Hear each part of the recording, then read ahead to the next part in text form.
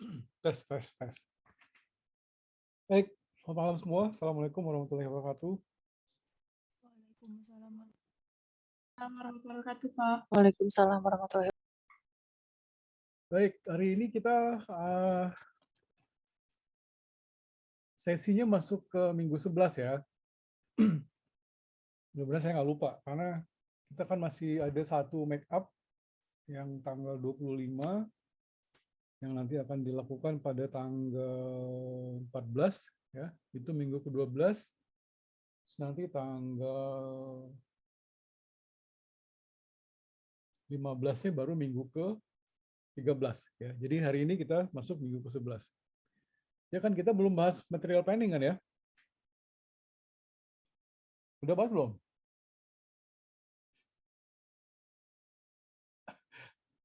Kita udah dapat materi ini belum? Halo, halo, halo.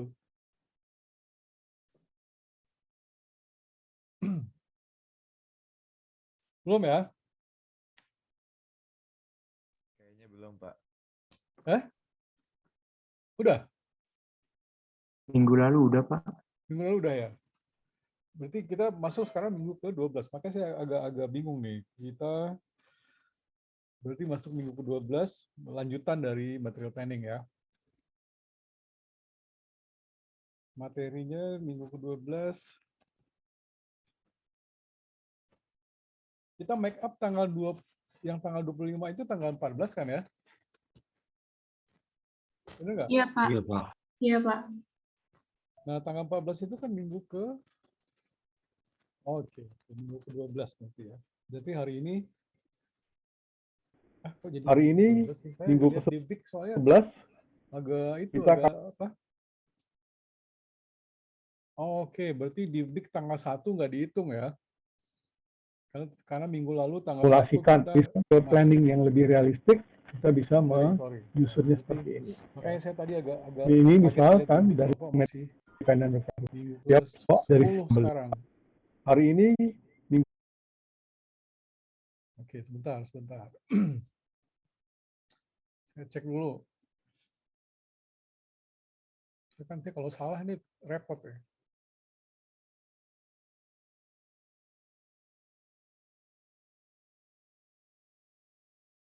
Oke, ya.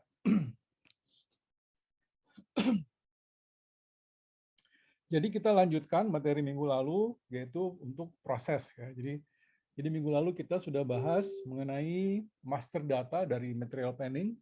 Ya. Kemudian kita singgung sedikit mengenai organization level, dan kemudian kita juga sudah melihat beberapa proses yang terjadi ya di, kalau saya boleh lihatkan kembali ya, di level material planning, material master yang berkaitan dengan view ya. Jadi bagaimana material master data kita lihat di sini ya, dengan memperhatikan proses yang terjadi dari sisi procurement, kemudian dari MRP type-nya ya, yang berdasarkan consumption base, MRP dan scheduling ya. Kita juga sudah bahas masing-masing bagaimana cara perhitungan dari menyusun perencanaan material berdasarkan consumption base ya. Kapan mau dipesan ulang, terus juga kita sudah lihat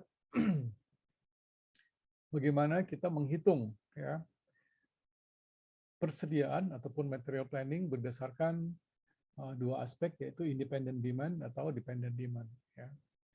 Kemudian juga dari MRP dan MPS ya, kita sudah juga melihat perbandingannya ya, bahwa MRP itu kita melihat dari proses keduanya, independent dan dependent, sementara MPS hanya satu level ya.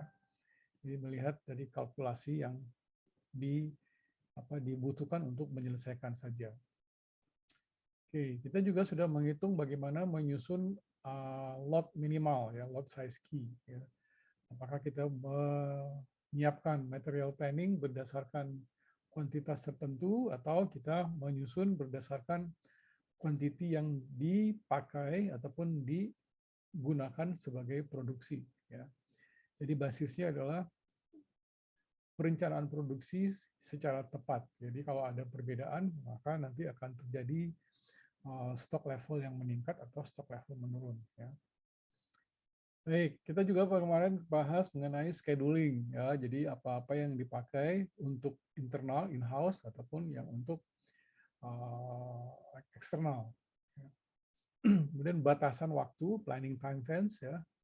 Jadi kapan kita memesan material berdasarkan sistem yang ditetapkan sebagai batas minimal ya, untuk melakukan replenishment.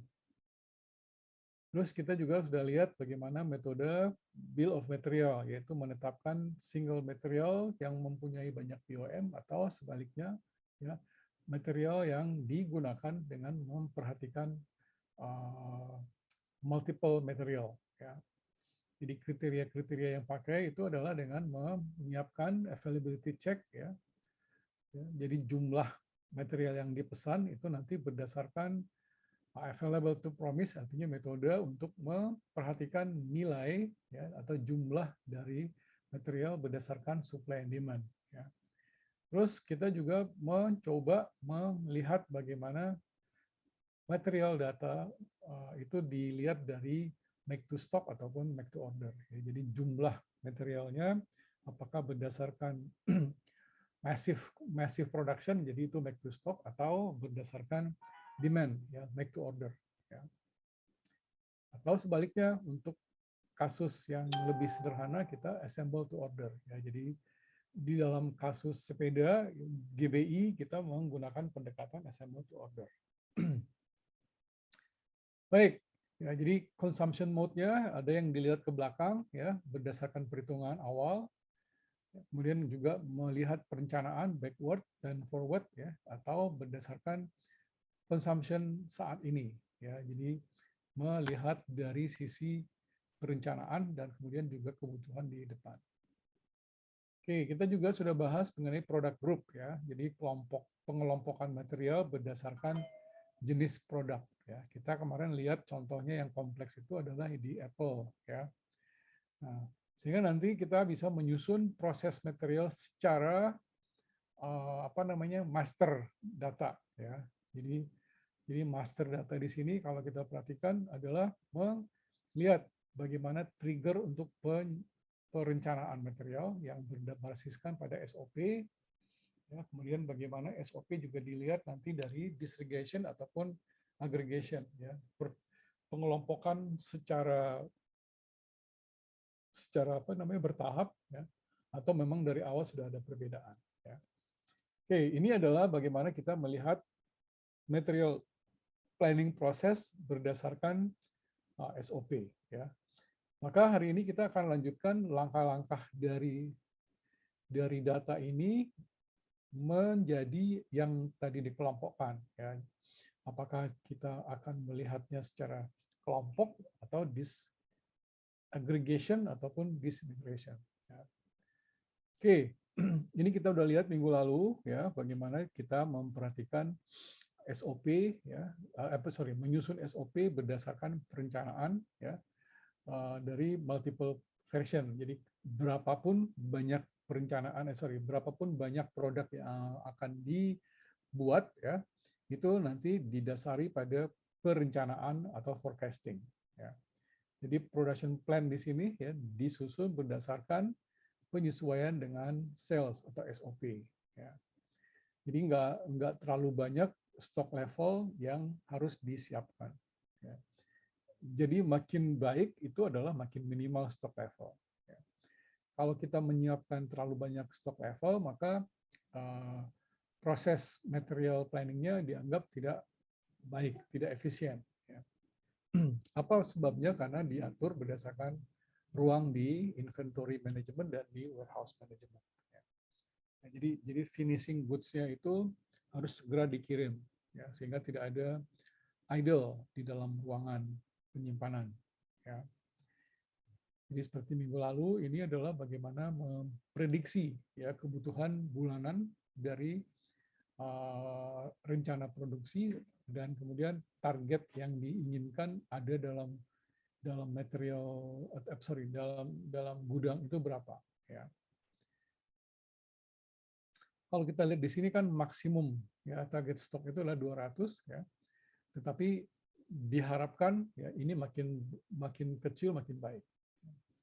Apa pertimbangannya adalah untuk memprediksi secara financial tidak akan sulit ya. Jadi budgeting ataupun persiapan keuangan untuk pemesanan itu sudah dibuat sedemikian rupa sehingga perencanaan produksi itu lebih efisien ya.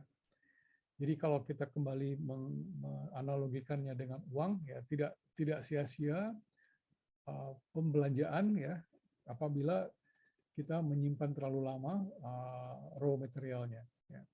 Jadi sebaiknya raw material dibeli langsung dipakai sebagai bagian produksi ya. Ini yang kita bahas minggu lalu ya. Oke, kita akan lanjutkan sekarang ini dengan yang namanya proses-proses yang dijalani ya dalam dalam perencanaan material ya. Jadi kemarin kita sudah lihat dari sales operation ya. Kita sekarang melihat lagi bagaimana penyusunan yang tadi ya, disaggregation ya, demand management ya, kemudian bagaimana material requirements planning disusun, dan setelah itu kita tutup dengan bagaimana membuat daftar ya, daftar stok atau daftar requirement untuk bisa disampaikan kepada stakeholder. Stakeholder dalam ini adalah manajemen ataupun bagian produksi atau bagian warehouse. Ya. Jadi semuanya melihat bagaimana kita mencantumkan kebutuhan material ya untuk perencanaan produksi ataupun perencanaan pembelian atau perencanaan pengadaan. Ya. Baik, kita akan lihat sekarang ini bagaimana lanjutan dari proses ya. Yang pertama tadi SOP sudah kita bahas. Kita lihat sekarang ini disaggregation ya. Jadi disaggregation ini adalah bagaimana kita menyusun perencanaan berdasarkan produk-produk secara hierarki. Jadi tidak ada pengelompokan ya. Jadi plan from SOP must be translated into plans for the finished product in the product hierarchy. Ya. Jadi seperti sepeda gunung ya, beda antara frame laki-laki dan frame buat cewek. Nah, jadi di sini persiapan produksi itu independen ya, bebas dari product type ataupun dari perencanaan yang dilakukan untuk mendapatkan material secara bersama-sama ya. Oke, jadi disaggregation itu di-trigger kalau kita ingin ya membuat produksi yang baru. Intinya di sini adalah kita boleh menyusun perencanaan berdasarkan rencana produksi yang baru. Jadi kalau kayak kemarin kita perhatikan di sini ya, kalau ingin membuat sepeda laki-laki dan sepeda untuk wanita ini ya dari bahannya saja sudah berbeda karena ukuran ban, ukuran frame, stang dan sebagainya ya, dari size-nya bisa tidak saling terkait ya. Maka data yang diperlukan untuk disaggregation ya sama ya, data master ya atau kelompok yang akan dipakai untuk produksi dan juga tempat produksi ya, apakah itu di kantor pusat, di cabang atau di pabrik atau plant ya. Nah, jadi kalkulasinya adalah dengan menghitung ya berdasarkan trigger berapa masing-masing material diperlukan. Ya. Maka requirement ini nanti adalah transfer to the demand management step for further planning. Ya, jadi kebutuhan produksi yang independen ini disampaikan kepada demand management sehingga nanti orang-orang yang ada di material planning bisa menyusun berapa yang akan diproduksi, ya, berapa kebutuhan material.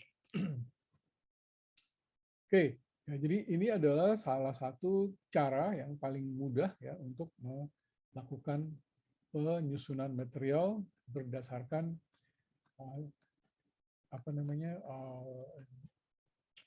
proses operasional ataupun sales operasional yang independen ya. Jadi kita sebut di sini disaggregation.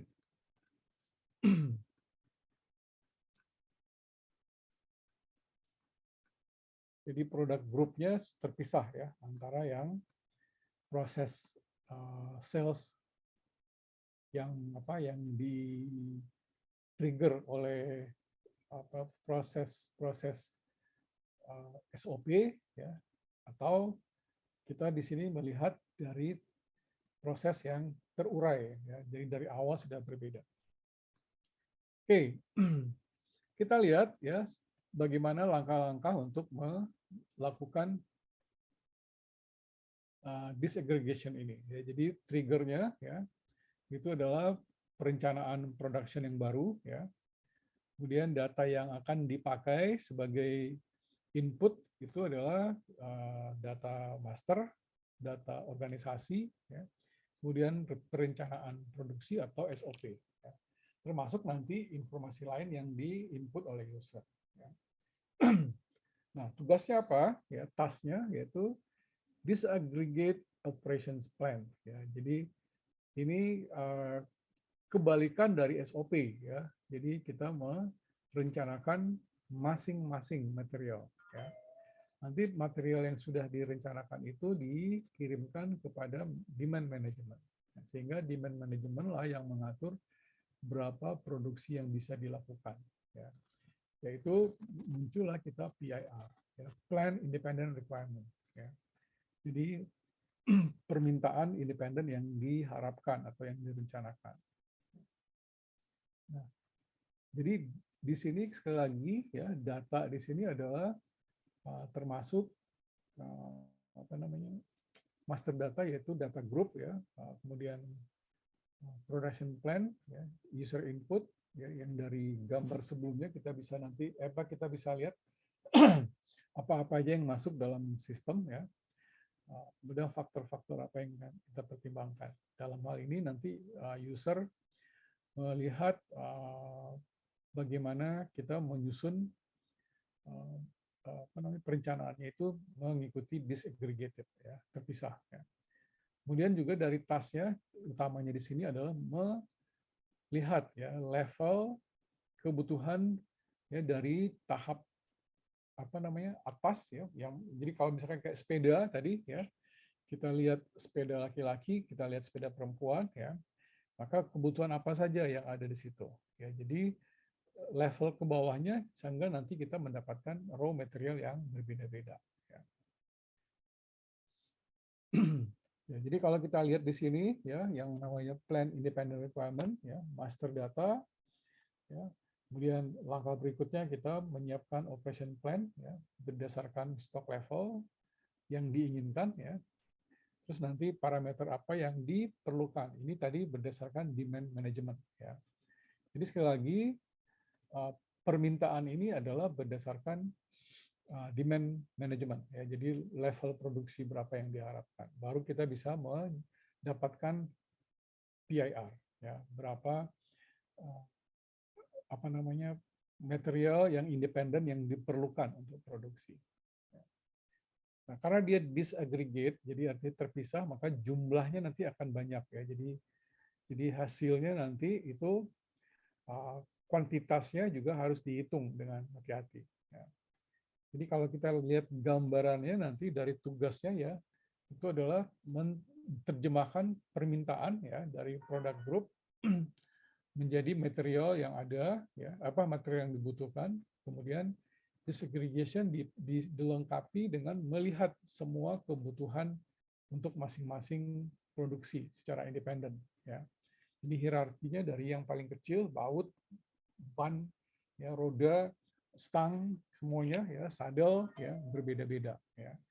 Sehingga nanti kita bisa menetapkan bagaimana proses produksi dilakukan. Ya. Oke, kemudian setelah itu disaggregate the production plan to the next level. Ya, jadi kita menyusun kebutuhan untuk tingkatan berikutnya. Ya. Nanti dari sales plan ya juga dilakukan proses yang sama. Ya, jadi disaggregate kemudian menjadi sales plan untuk tahapan yang lebih tinggi ataupun kalau kita tadi lihat sepeda gitu ya, maka kita perhatikan sekarang ini sepeda yang sudah menjadi finished product seperti apa. Ya. Maka kita hitung ya berapa kebutuhan ataupun budget untuk produksi untuk level tersebut. Ya. Oke, nah dari situ kita bandingkan ya sales plan untuk material level. Jadi kalau kita perhatikan di sini sebenarnya ya ini makin ke bawah makin detail ya, jadi makin besar angka untuk persiapan material. Ya, jadi kita kalkulasi berapa banyaknya material yang diperlukan untuk production plan. Oke, kita lihat contoh di sini ya. Ini gambaran secara sederhana ya. Jadi kalau kita hitung ya bahwa nanti akan ada sepeda ya PG Bike 000 itu produksinya 1.100 unit ya. Oke. Ini terdiri dari 60% touring, 40% off-road ya. Off-road yang kita tadi anggap sebagai disaggregation ya. Sepeda laki-laki 65%, sepeda perempuan 35% ya. Oke, jadi secara persentase ya 0,4 berarti 440 ya kan. Di sini 0,6 660 yang touring ya. Terus kita lihat lagi di sini ya 65% berarti 0,65 kali 440 286 yang buat cowok, 154 yang buat cewek ya. Kemudian untuk sepeda tour yang deluxe dan touring juga lihat persentasenya ya. Di 70% secara total yang terdiri dari yang hitam 184, yang silver 139, yang merah 139 ya. Terus kemudian yang profesional juga beda ya. 79, 59 dan 60. Pembulatan ya. Nah, jadi kalau kita lihat di sini masing-masing ya apa namanya perhitungan ini kan nanti akan diuraikan lebih ke bawah ya. Jadi detail kebutuhan raw material nanti akan kelihatan di sini. Kalau ini kita bisa kelompokkan nanti ya. Jadi ini kan perbedaannya tidak, ini kan aggregation ya. Jadi ini penjumlahan nanti bisa dilakukan di level raw material. Sementara di sini disaggregation penjumlahannya masing-masing ya. Oke, jadi kalau kita perhatikan di sini hasilnya apa? Kita mengkalkulasi kebutuhan ya PIR ya untuk setiap proses perencanaan produksi. Nah, kemudian disetujui oleh demand management ya. Kalau oke, maka muncullah yang namanya production order ya. Kalau production order sudah ada, maka kita melakukan produksi. Nah, intinya adalah belum ada perubahan secara financial ataupun perpindahan dari material karena dia masih baru rencana ya. Nanti kalau sudah disepakati, sudah ada production order, maka dia akan berubah ya, dari sisi pembukuan maupun dari material movement ya. Sehingga di sini juga tidak ada dokumen yang diperlukan untuk perubahan secara finansial. Nah, kalau kita lihat lagi ya bagaimana mentransfer PIR ya, perencanaan untuk produksi kepada demand management ya. Jadi planning data at product group level berarti ini nanti dianggap sebagai perencanaan ya. Kemudian disaggregation ya, pemisahan di sini ya. Jadi dari material level ya. Untuk yang apa yang material DX 1000, DX 2000 sama DX 3000 ya. Masing-masing kebutuhan ini berdasarkan persentasenya maka nanti dibuatlah kesepakatan oleh demand management berapa yang akan di-approve untuk produksi ya. Jadi kalau saya kembali ke draft yang di sini ya, kita bisa lihat nih ya. Jadi di X 1000, 2000, 3000 berarti ini ya di level yang sama ya, harusnya ini sama ya. Jadi bukan disaggregation ya, ini harusnya aggregation ya. Oke, disaggregation karena warnanya berbeda-beda ya. Oke, ya, jadi barulah kita dapat namanya operative planning data ya. Nah, dari demand management ini ya kita nanti akan menggunakan datanya untuk menghitung ya apakah ada perubahan atau perbedaan yang disetujui oleh demand management atau sesuai rencana. Kalau ada perbedaan, maka kita perlu merevisi PIR. Ya. Ya, jadi PIR dari SOP setelah disaggregation, ya, atau seperti tadi saya sebutkan, customer order dari proses pembelian. Jadi yang tadi kita sebut yang apa namanya produksi yang dimintakan sebelum jadi atau inden. Ya. Nah, data yang berkaitan dengan rencana, ya, itu nantinya diambil dari material master. Ya. Ya, jadi sebenarnya kalau kita lihat di sini material master yang kita maksud ini hampir sama dengan secara fisik itu ada di warehouse management. Ya. Jadi perpindahannya nanti akan terjadi kalau sudah ada production order. Ya. Oke, jadi kalau kita perhatikan secara singkat, ya, bagaimana elemen-elemen yang diperlukan untuk demand management step. Ya, jadi langkah pertama triggersnya adalah perubahan dari PIR. Jadi ini ada rencana sales, ya, setelah dipisahkan, setelah dilihat kebutuhannya, maka bisa saja terjadi perubahan atau disaggregation. Dari data, ya, kita lihat lagi dari level organisasi, ya, kemudian master data, transaksi, user input, PIR, dan CIR. Jadi sebenarnya apa yang dikerjakan? Kalau kita di sini mengacu pada PIR, maka kita revise. Ya. Baru setelah itu kita dapatkan hasil yang terbaru. Jadi perencanaan produksi ini sudah dapat di sini. Ya.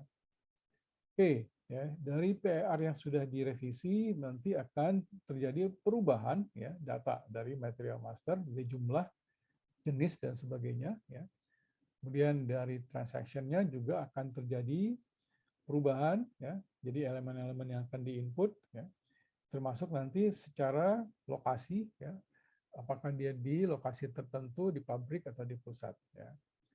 Dan kemudian juga dengan masukkan trigger SOP, ya. Jadi ini menghasilkan PIR yang baru. Oke, kalau kita sudah punya PIR baru, artinya apa? Kegiatan yang perlu dilihat ini adalah sebenarnya nanti apa yang kita dapatkan. Ya, jadi kegiatannya adalah yang utama, ya, meng-create revise PIR. Ya, jadi rincian material yang direvisi untuk kebutuhan produksi. Ya. Kemudian, ya, lihat prosedur mana yang akan digunakan untuk menghitung, ya, calculate these requirements tergantung pada production planning strategy. Ya, jadi seperti apakah consumption based, ya, MRP atau MPS. Ya. Oke, nanti baru setelah kita dapatkan hitungan dari demand management, maka kita akan memasukkannya ke dalam sistem ERP. Jadi kalau kita lihat di sini ERP system, ya mungkin sama dengan database system dulu lah, ya. Karena kita belum meng-create ERP-nya. Ya. Nah, baru nanti itu kita monitor hasilnya, apakah sesuai atau ada penyesuaian yang dilaksanakan. Penyesuaian ini berdasarkan apa? Yaitu tadi berdasarkan revise PIR dengan SOP. Ya. Baik, jadi dari hasilnya kita bisa mendapatkan nanti, ya, PIR untuk setiap, ya, each material included in the planning. Jadi jumlah kuantitas dari material yang diperlukan untuk masing-masing produksi. Ya. Kemudian juga ini merupakan requirement untuk menyusun jumlah. Ya. Jadi masing-masing material, ya, akan kita dapatkan berapa yang diperlukan pada periode waktu tertentu. Ya. Seperti tadi kita belum dapat order untuk produksi, maka belum ada dampak terhadap financial, belum ada perpindahan. Jadi ini masih di atas kertas, masih di dalam sistem. Ya. Tapi ini perlu dipahami supaya nanti pada proses produksi, ya, production order, kita sudah punya kelengkapan perhitungan. Ya. Jadi nanti bisa membandingkan berapa biaya yang disiapkan untuk material dan kemudian nilai tambahnya berapa setelah diproduksi. Ya. Jadi di sini tetap belum ada dokumen dari financial ataupun perpindahan. Ya. Oke, jadi dari MRP, dari Material Requirement Planning, ya kita lihat kembali ya bahwa yang diperhatikan di sini adalah sebentar. Yang diperhatikan di sini adalah satu ya dari sisi SOP ya dari sales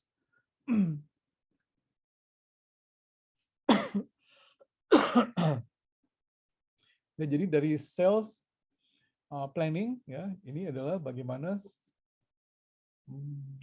apa namanya persiapan ya dari product group level kepada material ya jadi rinciannya bisa dilihat di sini. Oke. Kemudian demand management yaitu plans at material level. Oke, jadi pada tingkat oke, sebentar.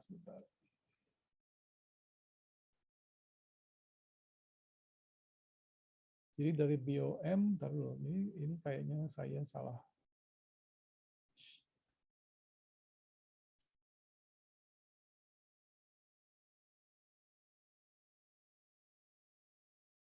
Jadi dari MRP ini adalah apa namanya langkah penyusunan material yang prosesnya nanti bisa mengkalkulate, bisa menghitung net requirement, artinya kebutuhan real ya untuk mengajukan procurement ataupun persiapan perpindahan ya. Apakah kita perlu beli ya atau tidak ya. Nah, jadi intinya adalah di sini kita dalam MRP ini memastikan ya kebutuhan dari material itu terpenuhi ya sehingga nanti produksi tidak terhambat. Nah, ya. Jadi intinya di sini sebenarnya adalah kita memutuskan apakah menggunakan material yang ada di gudang atau perlu ada proses procurement. Ya. Jadi ini finished good, ya, semi finished good atau half finished good. Ya. Jadi komponen-komponen yang akan digunakan, ya, apakah sudah tersedia atau kalau enggak, ya artinya kita perlu membuat proposal pengadaan. Ya. Oke. Aktivitasnya yaitu kalau kita lihat di sini berdampak pada availability dari material. Ya. Ya, jadi tergantung tadi proses apa yang kita lakukan. Kalau di tahap procurement, maka kita perlu kembali menyiapkan purchase requisition, purchase order dan kwitansi penerimaan barang, kwitansi pengiriman barang. Ya. Kalau kita melihatnya dari sebelah kanan fulfillment, maka kita perlu menerima permintaan pembelian dari customer. Ya, jadi kapan? Ya, dikirimnya kapan, terus kemudian delivery-nya bagaimana. Kalau kita berkaitan dengan production, maka kita perlu ada plan order terlebih dahulu. Ini yang tadi saya sebut. Ya. Jadi kalau ada plan order, maka kebutuhan material itu sudah dianggap pasti. Ya. Kemudian ada production order. Ya. Jadi sudah boleh diproduksi, maka boleh dipindahkan materialnya. Kemudian ada lagi material reservation, ya persediaan ataupun tambahan kalau terjadi diskrepansi ataupun permintaan produksi yang tidak sesuai rencana. Ya. Nah, jadi kalau kita melihat material di sini nanti akan ada dua proses ya. Satu bahan mentah yang raw material ya dan goods issues ya. Jadi hasil dari produksi. Ini semuanya ya, ini nanti terkait dengan aktivitas di warehouse dan perubahan neraca di accounting. Ya. Oke, kalau sudah dilakukan ini ya proses produksi. Tapi kalau masih dalam MRP belum. Ya. Tetapi paling tidak dari MRP ini kita sudah bisa mengkalkulasi, sudah bisa menghitung berapa kebutuhan material. Ya. Oke, jadi MRP bisa dieksekut ya untuk satu pabrik, multiple plant atau dalam area-area yang dianggap sesuai. Ya, jadi MRP di sini misalkan pabrik yang di lokasi yang sama, storage location yang sama, ataupun bisa aja beberapa storage location yang menginduk pada plan yang berbeda-beda. Oke, ini adalah kaitannya dengan proses yang kita sebut tadi dengan mempertimbangkan MRP untuk demand management. Sementara kalau kita perhatikan lagi bagaimana MRP untuk master production, ya. Jadi ini schedule berdasarkan waktu. Jadi waktu tadi kan kita sudah lihat ada beberapa requirement, ya. Ada yang kita sebut tadi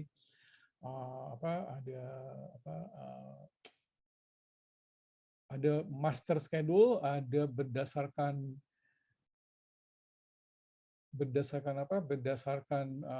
time fence, ya, atau juga berdasarkan perencanaan yang dibuat oleh manajemen.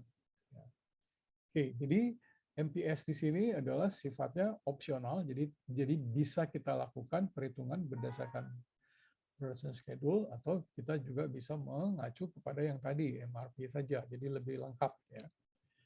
Oke, MPS items adalah high impact item, artinya kita hanya bisa menyusun perencanaan kalau kita mengadakan material yang high impact, artinya dari sisi kualitas, kuantitas, ataupun dari sisi size yang besar. Ya, jadi dia menjadi bagian utama dari produksi. Ya. Oke, kemudian materials yang direncanakan dengan MPS, ya, ini umumnya nanti sudah merupakan finished good. Ya, jadi seperti tadi kita lihat di diagram, ya, dia semi finished good digabungkan dengan raw material, dia langsung mendapatkan hasil akhir atau finished good. Ya. Jadi kita seperti tadi disebutkan bahwa MPS tidak bisa digunakan untuk multi level MRP. Ya.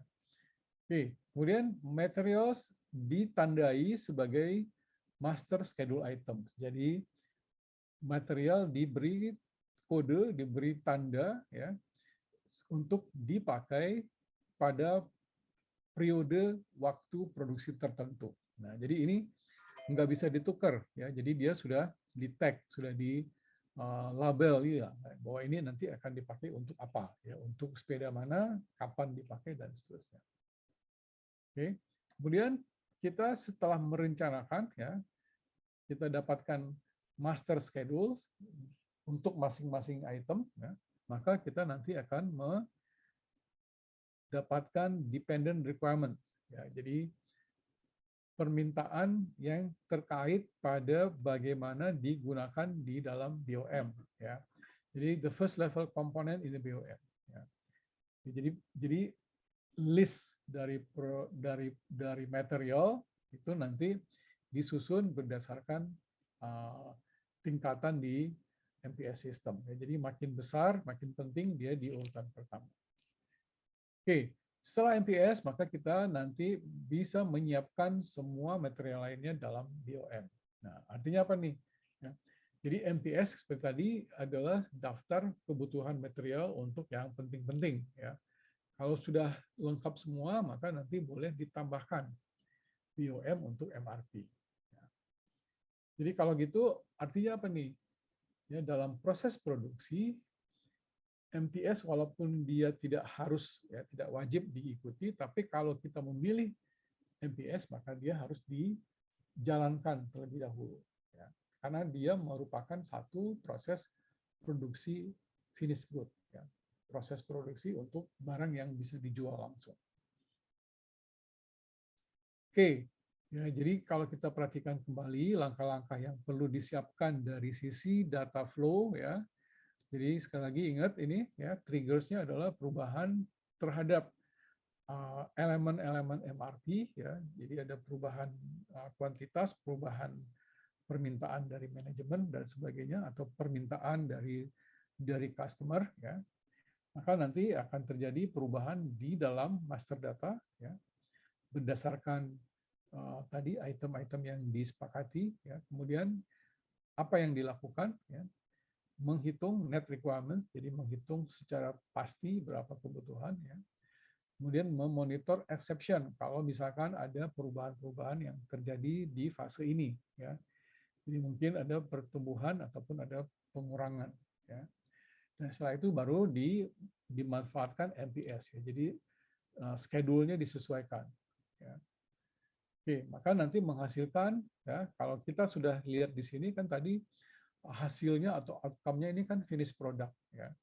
Maka akan ada purchase requisition ya, permintaan pembelian ya, plan order ya, order yang sudah disepakati atau direncanakan ya, dan dependent requirement ya, permintaan yang dependent ya, apakah nanti dia menjadi produk lain atau apa dipindahkan dan lain-lain ya.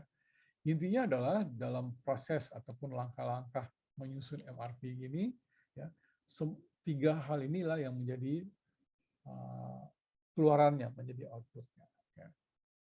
Nah, ini kan elemen ataupun proses yang terjadi dalam apa namanya, bukan data, bagian dari dokumen flow ya, atau kalau nggak dokumen flow, proses yang dilakukan di sini, langkah-langkahnya seperti ini. Ya. Tetapi dari sisi data, apa yang akan berubah? Ya, jadi data yang akan ada dalam MRP, ya, kita menghasilkan misalkan procurement proposal, ya, jadi salah satu di sini ya, procurement proposal, ya. Ya, kemudian data yang akan berubah apa? Ya, jadi satu, gimana prosedur proses produksi, ya, jadi akan berkaitan dengan perubahan yang ada di pabrik ataupun di gudang, storage location ya. Kemudian perubahan di master data termasuk di sini di samping materialnya juga ada BOM dan routingnya ya, jadi perpindahan ya. Kemudian dari sisi transaksi, berarti ini berkaitan dengan financial ya. Berapa kuantitas ataupun kualitas dari barang yang diterima, barang yang dikirim ya, dan kemudian planning data, perubahan-perubahan yang diperlukan untuk menghasilkan kedua hal ini. Oke. Dan dari user input apa variabel apa yang akan dipakai untuk MRP ya. Kemudian processing key-nya bagaimana. Nah, jadi kayak tadi processing key, apakah kita menggunakan metode yang kita sebut tadi PIR, CIR ya, atau kita melakukan proses secara sequence ya. Jadi tidak melihat, atau kalau kita sebut kemarin consumption based product ya. Nah, ini sekali lagi ini berkaitan dengan data yang ada di apa namanya, di database ya. Jadi apa yang terupdate nanti ada di sini. Oke. Berikutnya adalah prosedurnya bagaimana. Ya, jadi ini data. Nah, langkah-langkah yang dilakukan sebenarnya seperti ini ya. Jadi dari sisi prosedur MRP kita cek dulu ya, filenya udah ada belum ya. Materialnya lengkap atau tidak ya. Kalau lengkap nanti dihitung berapa kebutuhan sebenarnya ya. Terus ditetapkan lagi load size-nya. Jadi tadi load size adalah bagaimana kita membutuhkan misalkan 2 roda untuk satu sepeda ya, atau misalkan load size untuk sepeda apa namanya laki-laki ya, itu ditempatkan di sini ya. Terus disusun scheduling ya, kapan mau diproses ya. Setelah itu baru ditetapkan procurement proposal kalau tidak cukup materialnya yang ada di dalam gudang ya. Nanti kalau misalkan ada, maka ditetapkan lagi requirements yang terkait ya, dependent requirements.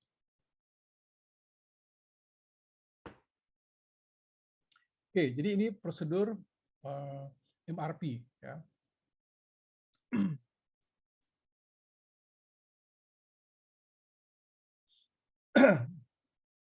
Oke, sekali lagi yang namanya material requirement planning itu adalah langkah-langkah untuk memeriksa ya bagaimana database ya, jadi planning file yang sudah dialokasikan untuk produksi. Ya. Oke, ya. Oke, kita lihat sekarang ini dari MRP prosedur ya. Kita perhatikan masing-masing ya. Jadi cek planning file, apa itu? Ya, jadi di sini adalah menetapkan jumlah material yang akan dipakai ya. Jadi di sini disebutkan ya determine which material must be planned, ya, jadi material yang mana saja yang akan dimasukkan dalam proses perencanaan, ya. Kemudian kalau ada perubahan, ya, maka kita perlu generate, ya, yang terkait dengan MRP, ya, material requirement planning-nya yang mana aja, dimasukkan ke dalam file. Ya. Terus kalau ada perubahan di dalam material master diberi tagging, ya, jadi ditambahkan datanya dengan kode, yaitu scheduling time-nya, safety stock dan lain-lain. Kemudian change to MRP element, jadi nanti dimasukkan material master, material detail ini ke dalam MRP. Ya.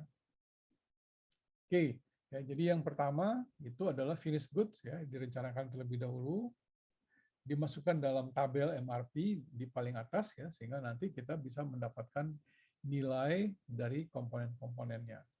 Ya.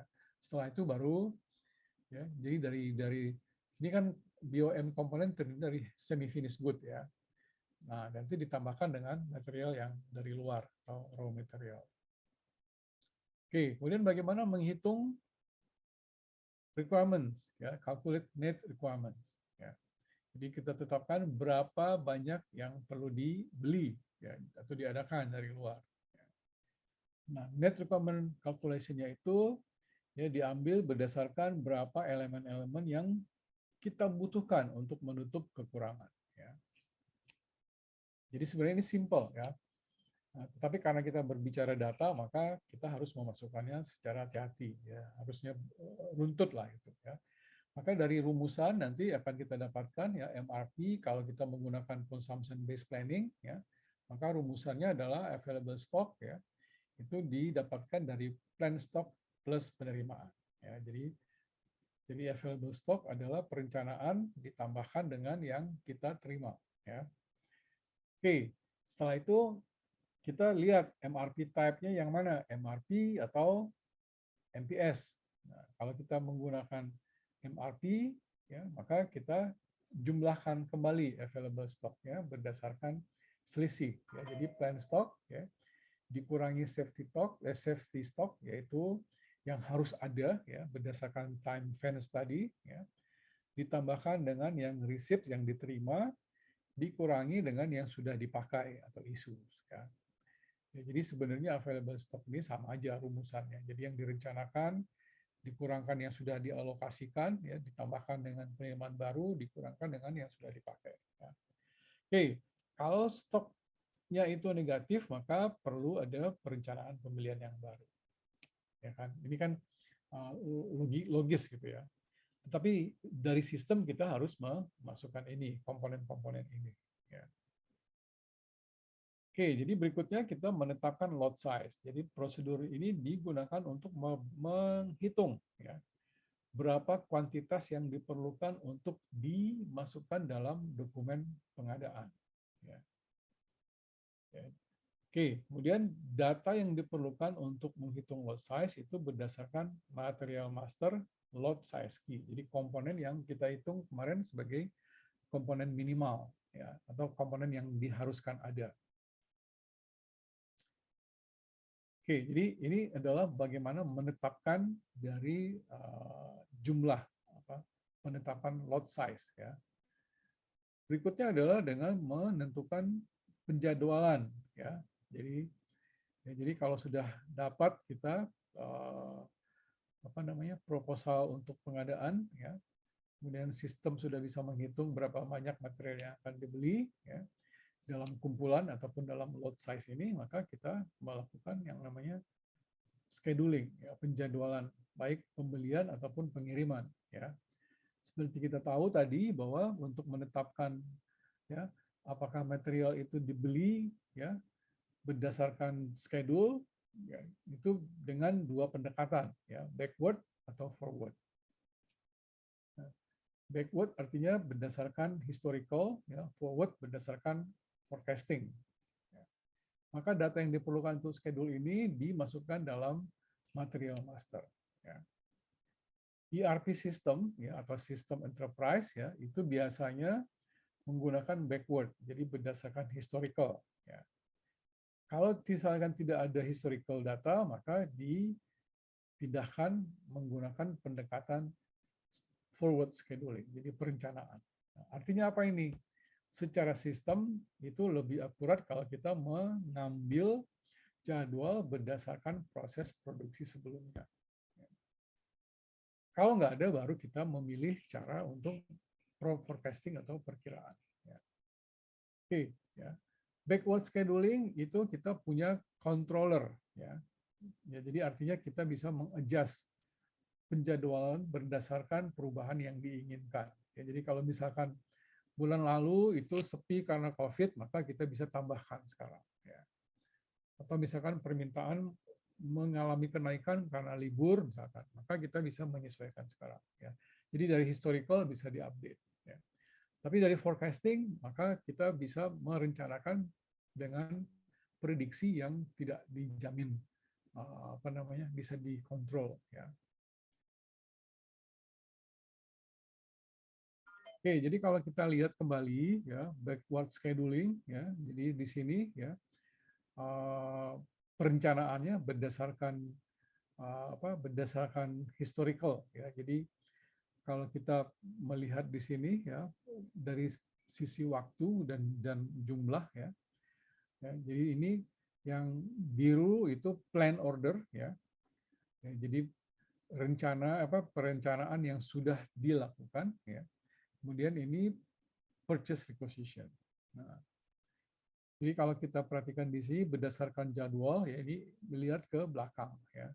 Jadi berapa kebutuhan berapa finished good yang sudah dapat dihitung berdasarkan proses sebelumnya. Kemudian berapa lama kita menyiapkannya supaya kita mendapatkan semi finished good ya. Dan kemudian juga dari sini berapa lama kita menyiapkan raw material ya. Jadi sekali lagi ini melihatnya ke belakang ya. Jadi karena dia backward dilihatnya terus ke belakang ya. Ya, jadi dari awal sampai finish good berapa lama yang diperlukan waktu untuk produksi. Ya. Oke, maka kita sekarang bisa menetapkan satu lagi yaitu kegiatan yang disebut penetapan proposal. Ya. Jadi setelah kita menyusun schedule berdasarkan backward planning misalkan ya, maka tadi kita tahu berapa kebutuhan untuk produksi, waktu produksi secara in-house, ya. Berapa lama penerimaan barang, ya. Berapa lama waktu proses dan sebagainya. Ya. Jadi pada intinya adalah perencanaan pengadaan, ya, itu bisa didapatkan dengan beberapa pendekatan, ya, untuk procurement proposal. Apa yang kita lihat di sini? Ya. Jadi purpose adalah untuk menetapkan type of procurement proposal. Ya, jadi bagaimana kita mau menggunakan pengadaan. Ya. Apakah pengadaan berdasarkan internal, eksternal, ya. Atau kalau internal, maka kita harus menyiapkan pesanan, ya. Jadi daftarnya harus disiapkan. Kalau kita mempunyai rencana membeli dari luar, ya, maka ada 3 cara, ya, yaitu purchase requisition, ya, jadi pengadaan, ya, atau kita juga bisa membuat plan order, ya, jadi daftar kebutuhan nanti dilihat ya yang sudah ada cukup atau tidak. Kalau tidak cukup berarti kita melakukan lagi purchase requisition yang baru. Ya.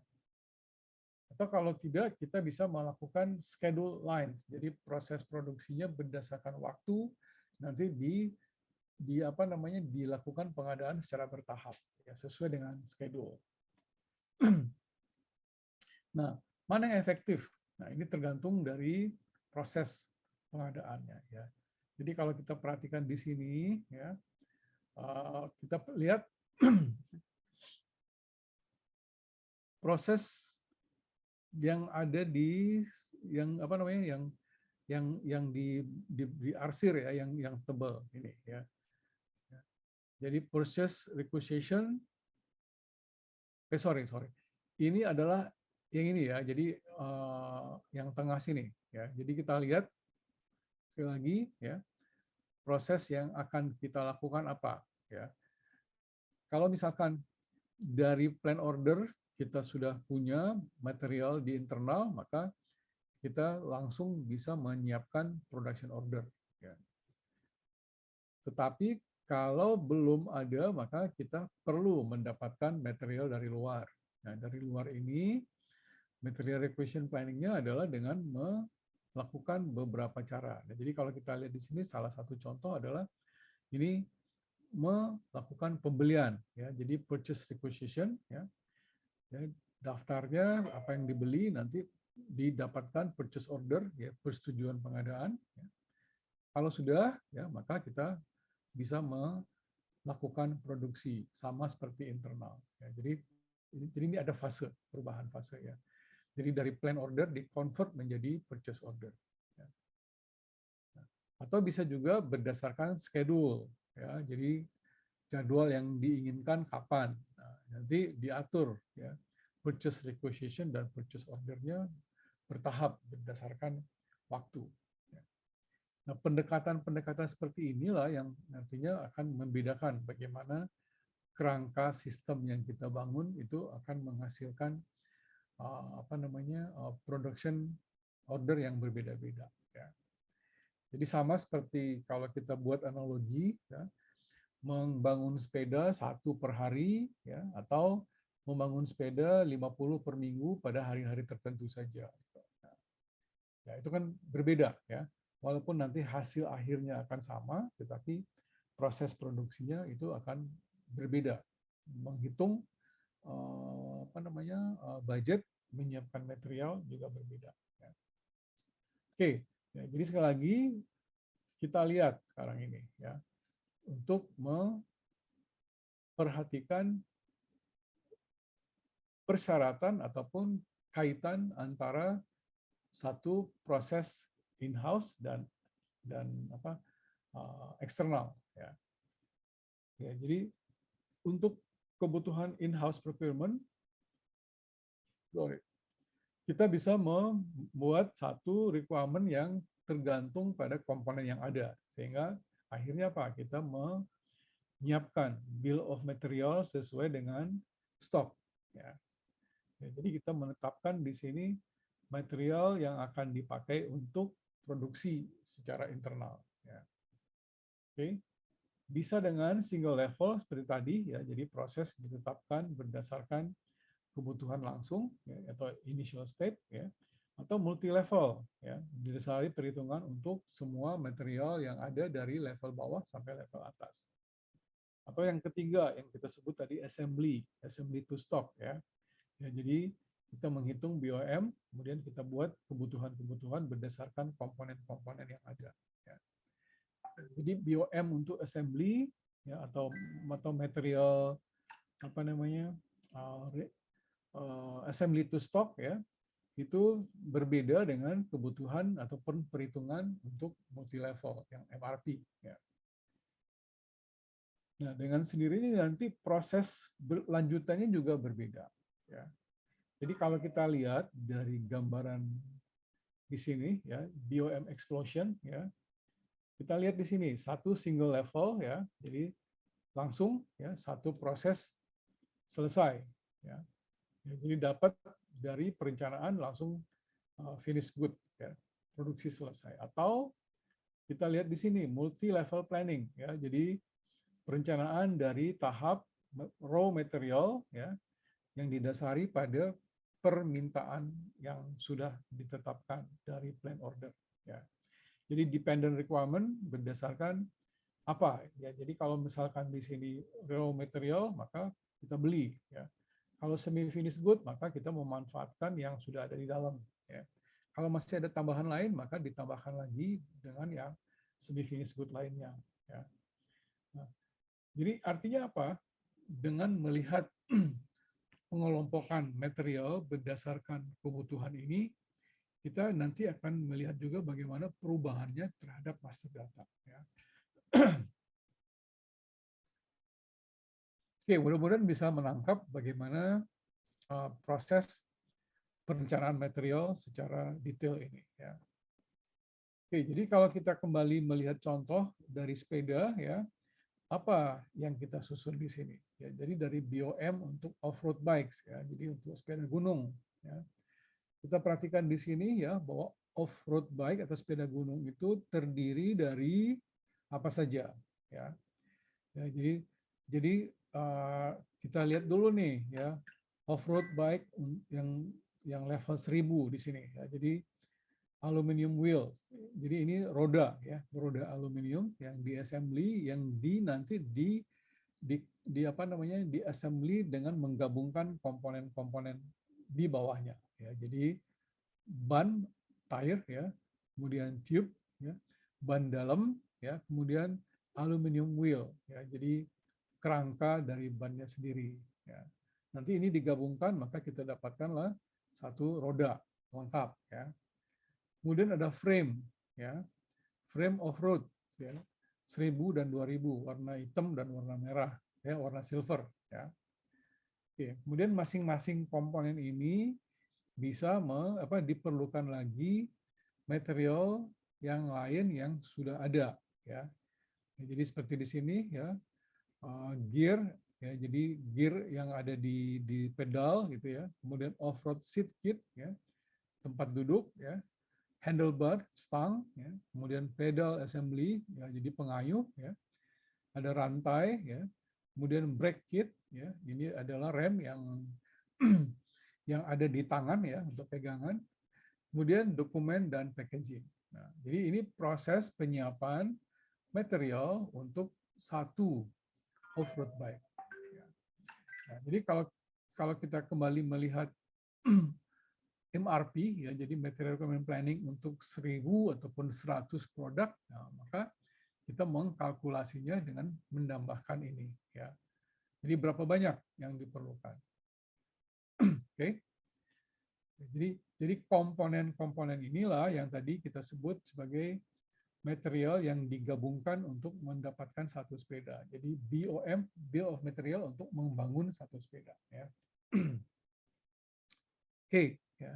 Jadi sekali lagi ini off-road bike apa namanya buat laki-laki dan wanita ya. Jadi yang off-road 1000 laki-laki, off-road 2000 untuk perempuan ya. Nah, jadi kalau kita kembali lihat di sini ya, ini beda-beda ya. Jadi ini seperti tadi adalah disaggregation. Jadi jumlah roda jenis roda dan lain-lainnya berbeda ya. Oke. Ada pertanyaan sampai di sini?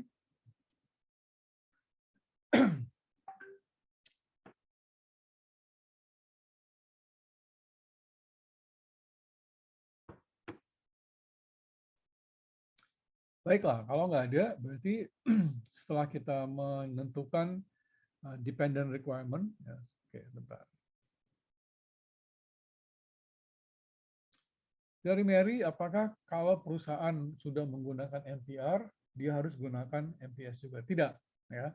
Dalam proses produksi ini opsional, ya. Kalau dia komponennya sangat banyak, maka dia menggunakan MPR, ya. Tapi kalau semi finish good-nya ataupun apa namanya mungkin contohnya gini lah, pabrik mobil ya. Untuk membuat mesin itu kan komponennya kecil-kecil, ya. Ya, maka itu digunakan MPR. Ya, jadi dari material detail, ya, dia harus di assembly, dipasang secara teliti untuk bisa menghasilkan mesin yang bisa dioperasikan. Nah, itu MPR. Ya. Nah, apakah nanti setelah mesinnya selesai bisa digabungkan dengan MPS? Ya. Ini dua opsi yang berbeda. Ya. Jadi kalau nanti assembly-nya tidak lagi menggunakan material yang kecil-kecil, jadi raw material yang sudah tidak ada, maka dia boleh digabung. Ya. Tetapi kalau nanti masih ada lagi raw material yang lain, maka dia tetap harus menggunakan MPR. Ya. Jadi seperti yang kita sebut minggu lalu, MPS itu adalah satu level. Ya. Jadi hasil produksi akhirnya itu sudah merupakan produk jadi, ya, atau finished good. Ya, jadi kalau dia belum mendapatkan produk jadi, kita tidak bisa menggunakan MPS. Harus menggunakan MPR. Tetapi boleh nggak kita menyusun satu strategi MPR dari awal sampai akhir, boleh juga, ya. Ya, jadi ibaratnya ini production flow-nya panjang gitu ya. Ya, jadi seperti pembuatan pesawat lah gitu ya. Pesawat itu kan dia dari kecil detail ya, belum ada apa-apa, digabung, disambung-sambung, dipasangin segala macam ya. Akhirnya jadi produk akhir. Pendekatannya apa? MPR. Ya. Karena dia dari yang kecil di assembly, disambung-sambung, dipasang-pasangin, digabungkan, ya, diintegrasikan jadi produk akhir. MPR. Ya. Tapi kayak tadi mobil gitu ya, pabrik buat mesin sendiri, ya, pabrik buat bodi sendiri, nanti digabungkan menjadi mobil utuh. Nah, itu namanya MPS. Ya, tetapi bagi satu pabrik atau lokasi yang hanya membuat mesin saja, ya itu namanya MPR. Ya. Jadi boleh nggak digabungkan? Ya boleh aja. Ya. Tergantung bagaimana planning strateginya. Ya, jadi kalau misalkan produksinya tidak terlalu high level, ya itu biasanya cepat ya menggunakan MPS. Ya, jadi kayak sepeda gitu kan bisa MPR bisa MPS. Ya, ya walaupun secara sederhana, ya assembly ban atau roda itu kan nggak terlalu ribet gitu ya. Nah itu MPR. Ya, tapi nanti digabungkan dengan stang dengan yang lain-lain, maka dia juga bisa prosesnya menjadi MPS. Jadi gabungan frame yang sudah terpasang dengan stang, gabungan antara roda yang sudah terpasang dengan ban, gitu ya. Maka itu MPR. Ya, jadi bisa dua-duanya. Masalahnya adalah dalam proses produksi orang tidak mau bingung, ya. Ya, jadi dalam satu lokasi biasanya untuk memudahkan ya mereka pisahkan. Ya, jadi MPR di satu tempat, MPS di satu tempat. Ya, kayak tadi lah ya contoh pabrik mesin misalkan. Jadi dia hanya membuat mesin saja.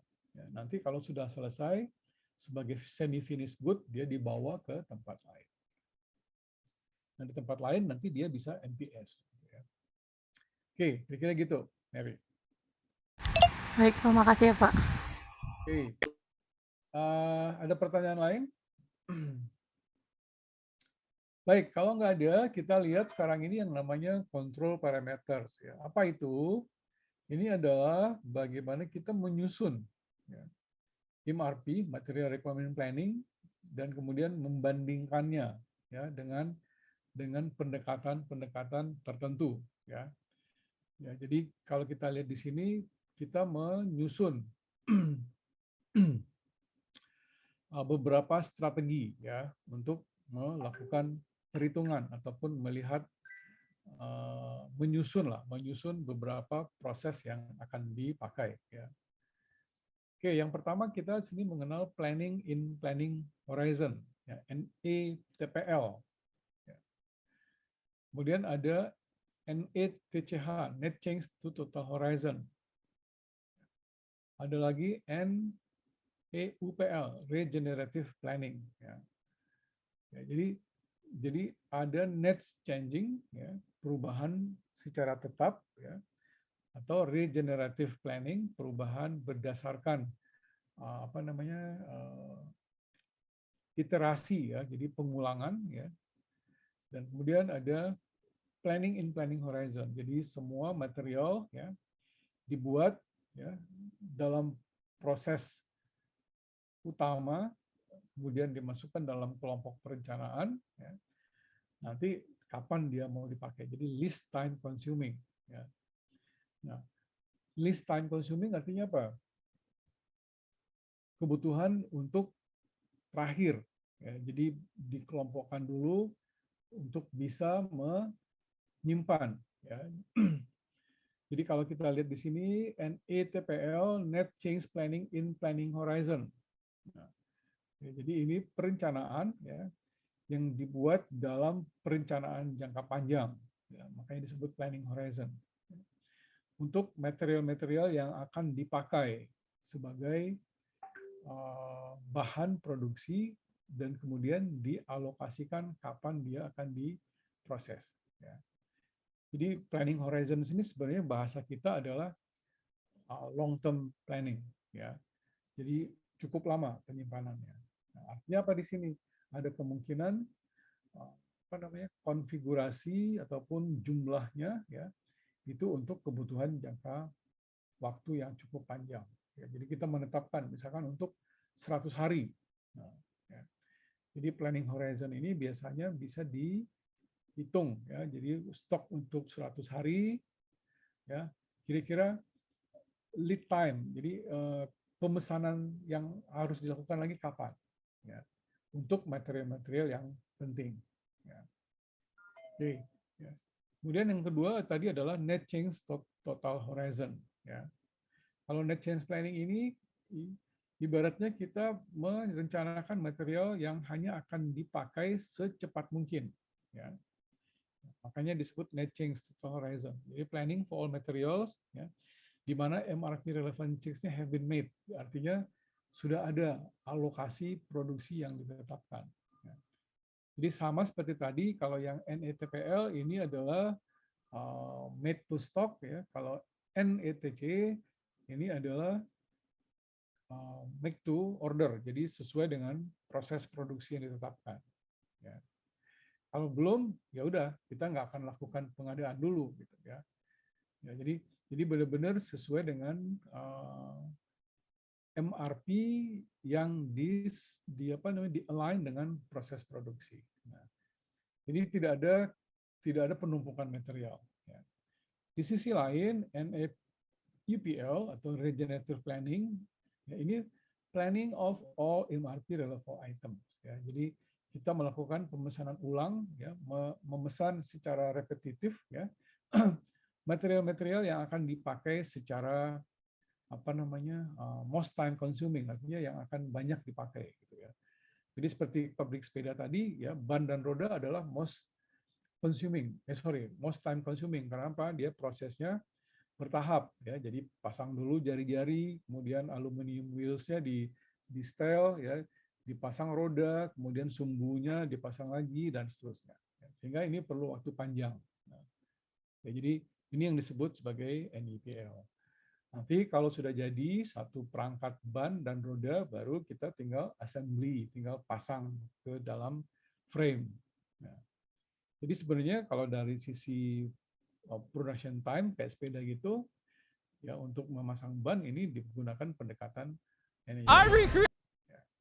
Nah, jadi apa artinya? Penyiapan material juga harus lebih besar, ya, karena dia paling banyak, paling lama untuk dipasang.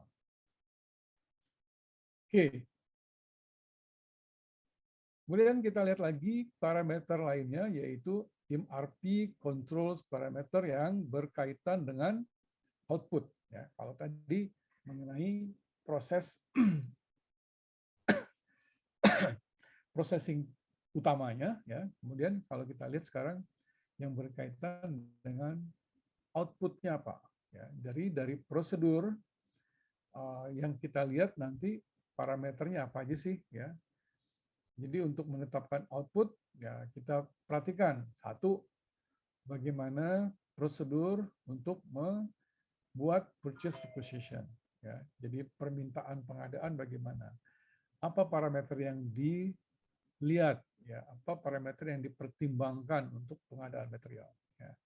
Jadi misalkan di sini ada 3 perencanaan, ada MRP 1, ya, MRP 2, MRP 3. Jadi planning yang pertama yaitu untuk selalu melakukan pengadaan material dari pihak luar. Ya. Jadi apapun ini dari luar. Ya. Kemudian yang kedua adalah plan order. Ya. Jadi MRP 2 di sini melakukan persiapan, kemudian mengeksekusi perencanaan. Ya. Jadi mengirim. Ya. Jadi kalau purchase requisition kan baru permintaan. Ya. Kalau plan order, ya, artinya sudah melakukan eksekusi. Ya. Kemudian MRP 3, ya, ini hanya melakukan purchase requirements only. Ya. Ya, jadi hanya purchase requisitions only, yaitu menetapkan kebutuhan material berdasarkan periode waktu tertentu. Ya. Nanti kalau sudah mendekati seperti yang kita sebut sebagai time fence, ya, baru dilakukan purchase order. Ya. Jadi ada tiga opsi yang mungkin dilakukan. Ya.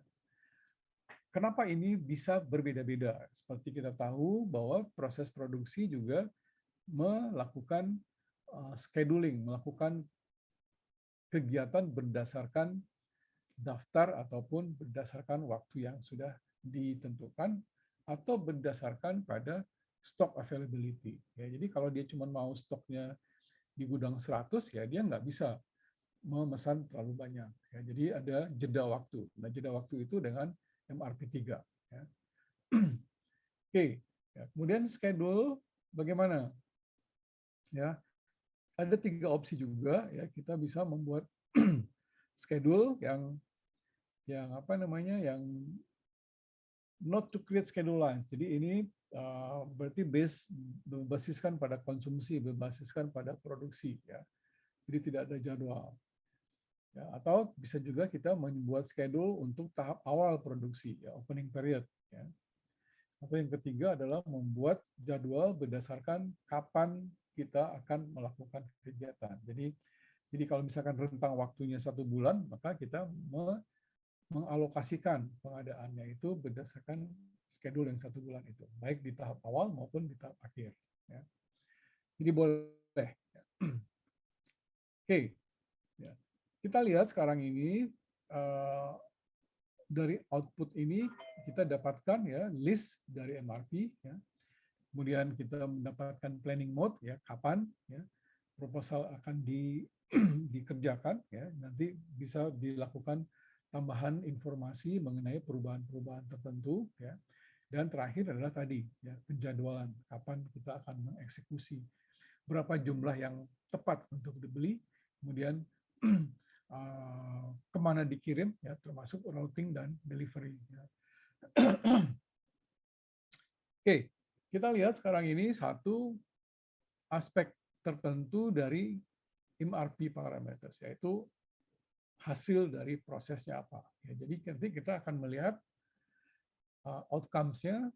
Procurement proposal terdiri dari purchase requisition, jadi permintaan pengadaan, plan orders, ya,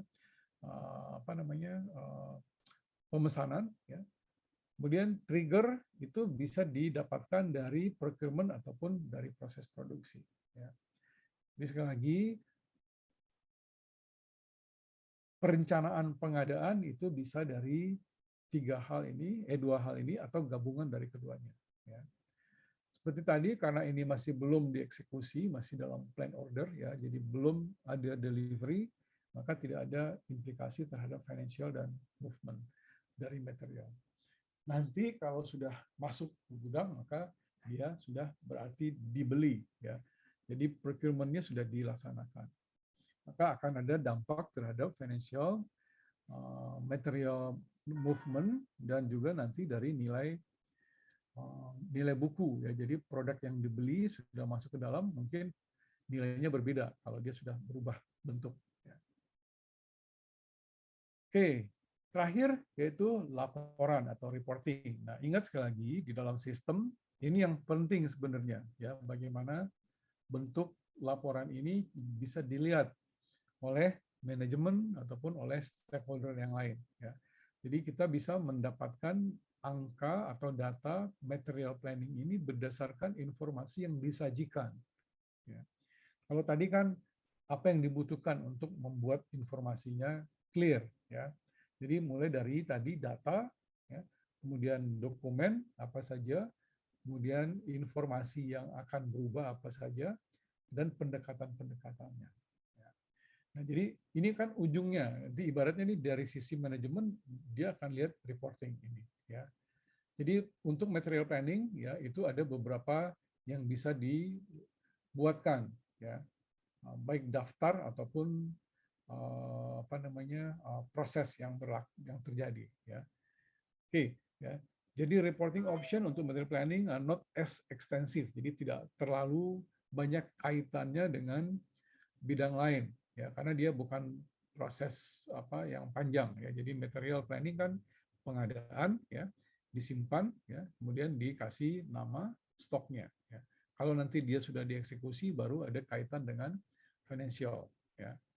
Jadi kalau kita perhatikan di sini, ya, ada 3 tools untuk reporting, ya. Satu stock list atau requirement list, kemudian material requirement planning list, ya, apa-apa saja yang diperlukan untuk proses produksi tertentu, dan kemudian planning result report, ya. Jadi dari perencanaan itu apa yang kita bisa nanti ubah menjadi plan order, ya. Nah, jadi kalau sepintas mungkin kita bisa mengambil contoh yang ada di buku, ya. Ini adalah requirement list atau stock list, ya.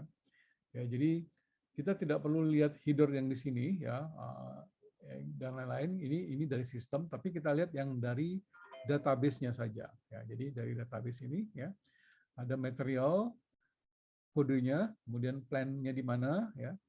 MRP type-nya apa, M1, M2 misalkan, kemudian material type-nya, dan kemudian unitnya, satuan, ya. Oke, ini misalkan adalah material untuk deluxe touring bike, gitu ya, warna hitam. Nah, jadi kita bisa membuat kelompok-kelompok daftar kebutuhan. Ya, jadi untuk memproduksi satu sepeda, ya, kita perlu ini. Ya, jadi MRP ini tanggal, ya, disiapkan, ya.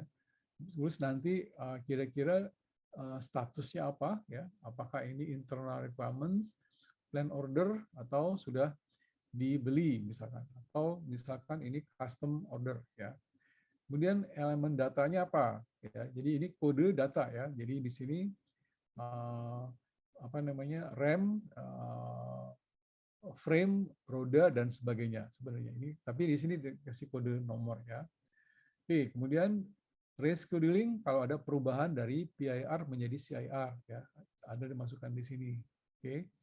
Kemudian saya lupa, ya. Ini kalau nggak salah sih perubahan, ya. Jadi ada perubahan ataupun pembatalan dari pemesanan, ya. Dan di sini berapa yang diterima atau yang diharapkan dapat kita beli, ya. Jadi receipt atau requirement, ya. Jadi 450, ya. Ini jumlahnya. Oke, kemudian available quantity yang ada di persediaan atau stock list. Nah, ini, ya.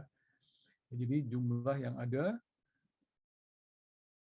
Oke, ya berarti ini dihapus, ya. Jadi ini jadi nggak ada. Oke. Nah, dari sisi ini nanti kita bisa mendapatkan jumlah material yang dibutuhkan untuk satu sepeda misalkan, ya. Jadi di sini nanti bisa ditambahkan lagi dengan harga ataupun value, ya. Jadi kalau di sini kan kita lihat nih ada vendor, ada customer, ya. Kalau dia triggernya dari luar, ya customer. Kalau kita procurement-nya dari mata rantai pengadaan, ya vendor, ya. Oke, kita juga bisa baca nanti dari exception message. Jadi ini ada pembatalan ataupun ada perubahan terhadap material, ya. Jadi kayak tadi, ya, ini stock list, ya. Terus kita perhatikan di sini, ya, ada perubahan, ya. Jadi dari yang apa namanya, dari plan order 004 ini, ya, yang ini, ya, karena dibatalkan, ya, maka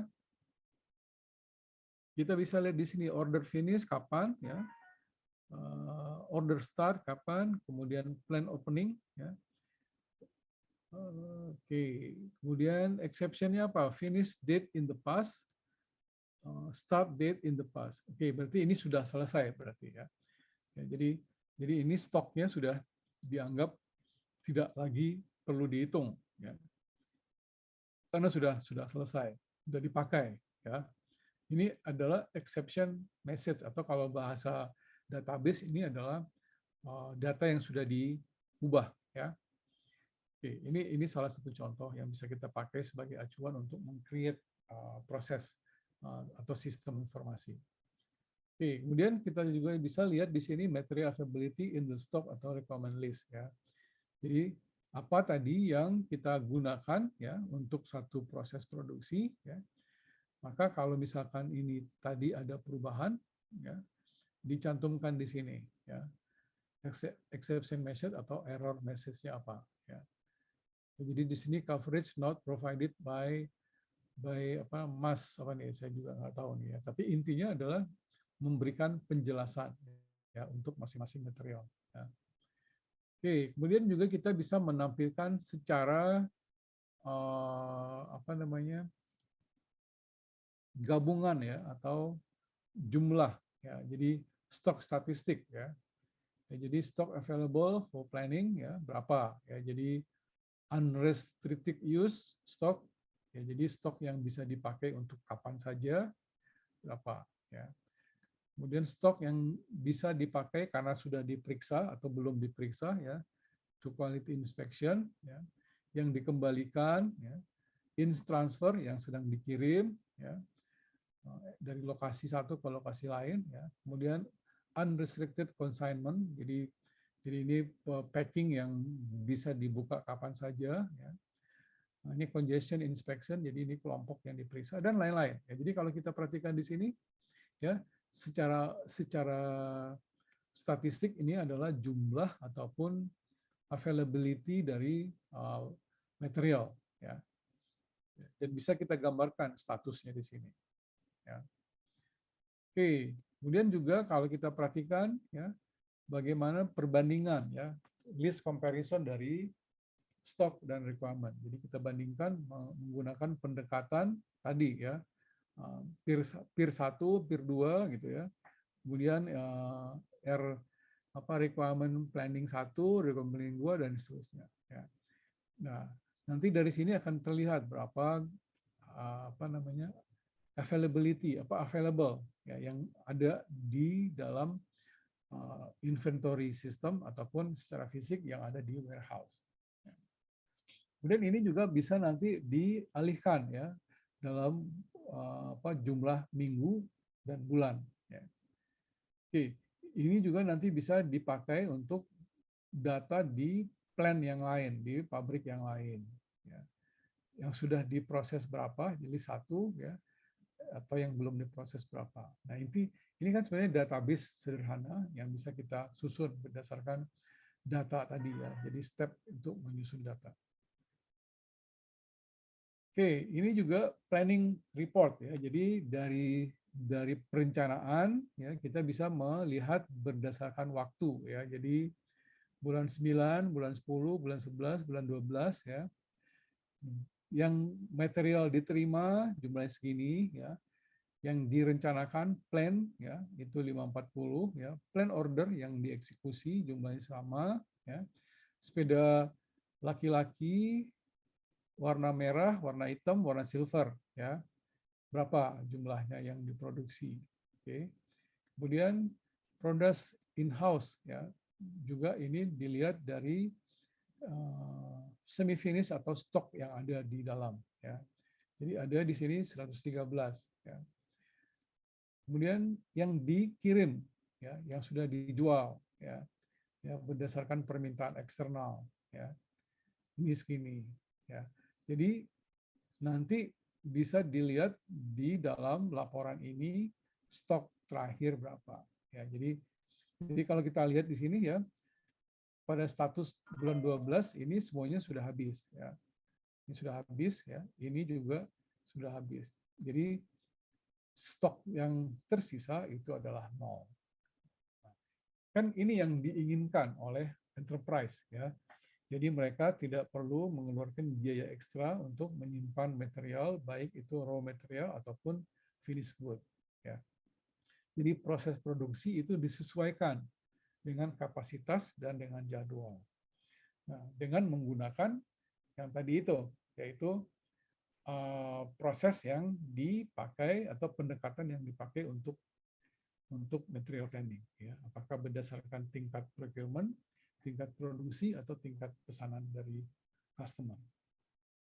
Oke, kira-kira itu yang kita bahas malam ini mengenai material planning yang berkaitan dengan proses yang lain ya. Jadi kalau kemarin kita bahas mengenai sales order, ya sales operation planning, maka sekarang kita melihatnya dari sisi detail perencanaan untuk material.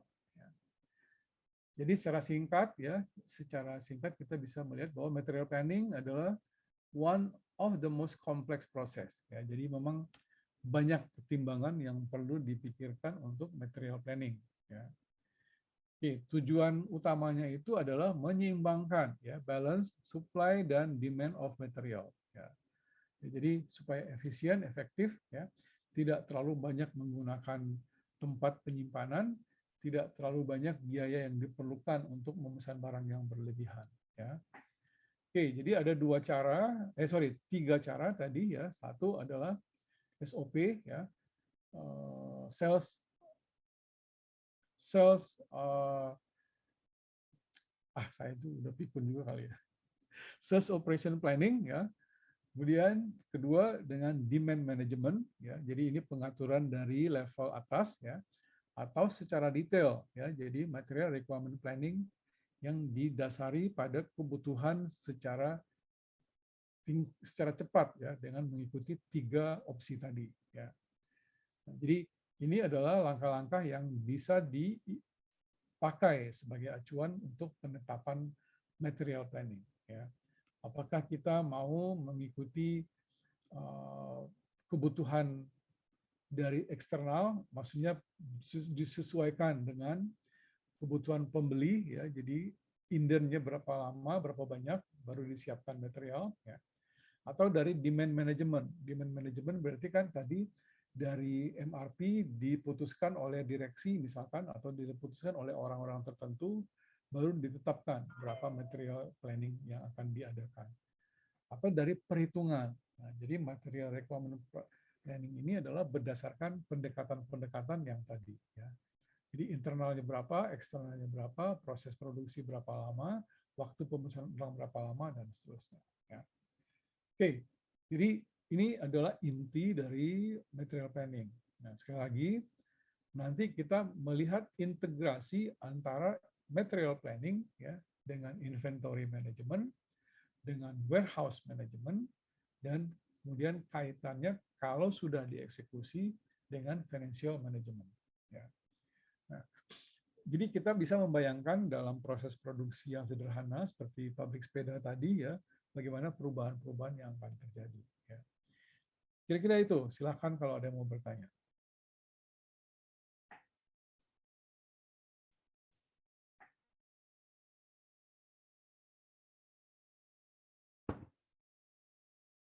Saran saya selain dari baca buku magal ya, karena dia buku magal kan terlalu straightforward ya, dia memperlihatkan bagaimana proses yang terjadi di dalam informasi, di dalam data, dalam dokumen ya.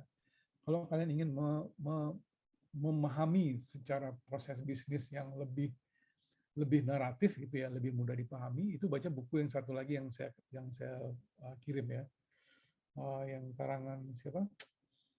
Yang pendekatan lebih pada proses bisnis secara narasi lah, jadi benar-benar proses bisnisnya yang digambarkan. Ya. Mungkin itu lebih mudah membantu kalian memahami bagaimana proses bisnis yang mendekati proses bisnis, yang bukan mendekati bisnis maksud saya. Ya, jadi kita bisa membayangkan langkah-langkahnya secara baik. Ya.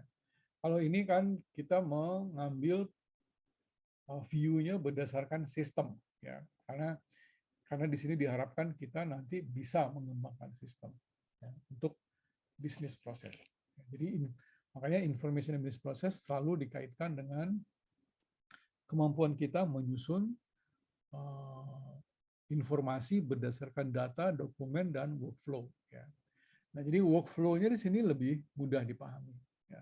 Tapi bisnis prosesnya mungkin perlu acuan dari buku lain. Ya. Jadi ini tugas kalian lah untuk mencari beberapa referensi. Oke? Baik. Sekali lagi, kalau ada yang mau bertanya silakan. Kalau nggak ada, saya akan absen terlebih dahulu sebelum mengambil foto-foto bersama. Ya. Oke, sebentar.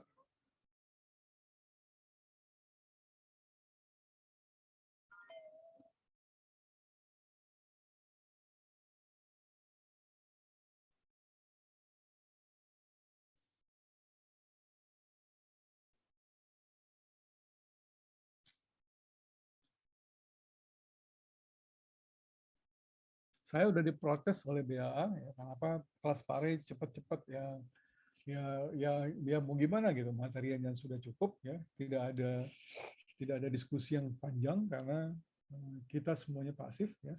Beda mungkin kalau di classroom ya, di classroom interaksinya lebih mudah ya. Apa namanya, interaksi antara kalian sendiri juga terjadi gitu. Kalau sekarang kan enggak ya. Jadi wajar saja kalau materi yang sebenarnya perlu waktu 3 jam, kalau saya di kelas biasanya nggak pernah selesai ya. Malahan apa namanya, sebagian doang gitu. Tapi karena kita online ya, saya bicara sendiri sampai berbusa-busa. Oke, bentar.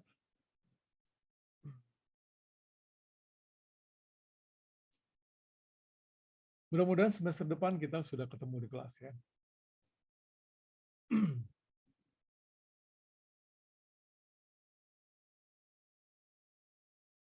Lah, mana absennya? Enggak kelihatan.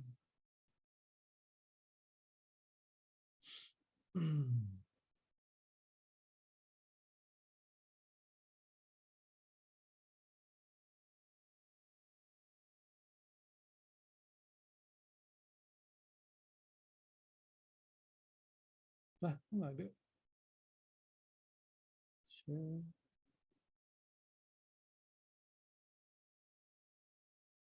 Oke, bentar.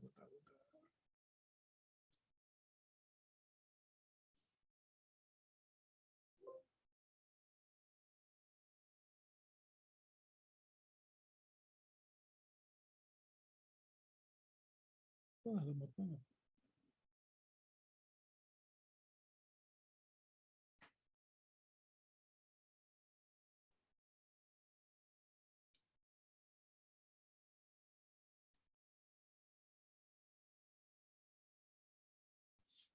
Oke, udah kelihatan absen? Sudah, Pak.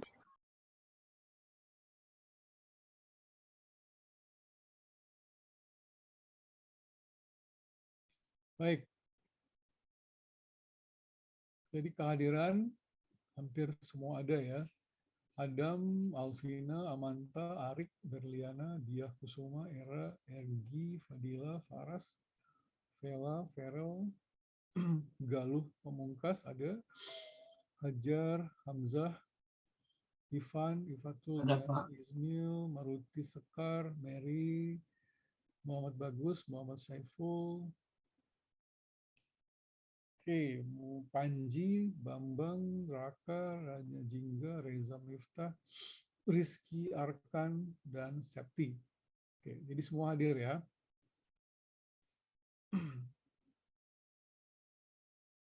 Baik, semua hadir. Saya sudah save. Maka sekarang yang bisa menampilkan wajah apa aja nih? Ivan nggak ada, Septi, oh Septi tidak. Oke, say cheese. 1, 2, 3. Baik, sekali lagi kesempatan bertanya kalau ingin bertanya. Ya. Kalau nggak ada, berarti kita ketemu make up-nya kapan? Tanggal 14 ya. Jadi hari Selasa jam 10 pagi, tanggal 14. Oke? Bener nggak? Iya, Betul, Pak. Pak. Benar, Pak. Ya udah, jadi kita ketemu minggu depan Selasa, dilanjutkan lagi Rabu malam. Ya. Jadi minggu depan 2 kelas, 2 kali meeting. Berarti minggu ke-13, minggu ke-14 sudah terakhir dan UTS dimulai, UAS dimulai pada akhir minggu bulan Juni ya. Mudah-mudahan bisa ya. Oke, sekali lagi selamat malam, terima kasih. Assalamualaikum warahmatullahi wabarakatuh. Waalaikumsalam. Terima kasih. Terima kasih, Pak. Pak. Terima kasih, Pak. Terima kasih, Pak. Sama-sama. Makasih, Pak Rey.